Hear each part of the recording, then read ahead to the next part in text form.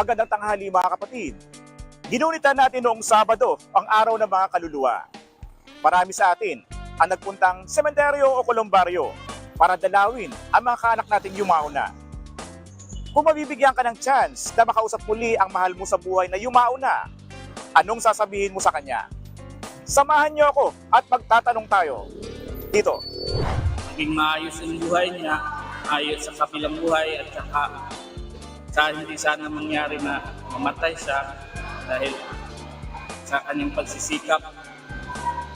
Pero sana magkaroon siya ng mabuting kalagayan din sa kabilang buhay. I miss you. Sana okay ka lang dyan. Guide mo kami lagi. Yun lang. Sa Tito Doy ko, miss na miss ko. Tsaka sa lolo't lola, namimiss lang. Sa Tito lang talaga. Kasi naging close din, bata pa. Nawala na siya. Guide always sa amin.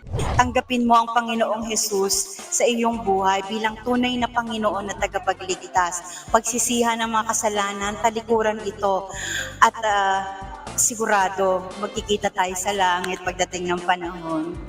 Ako ang iyong hari ng bayan, ang tunay at nag-iisang pantanggal umay sa pananghalian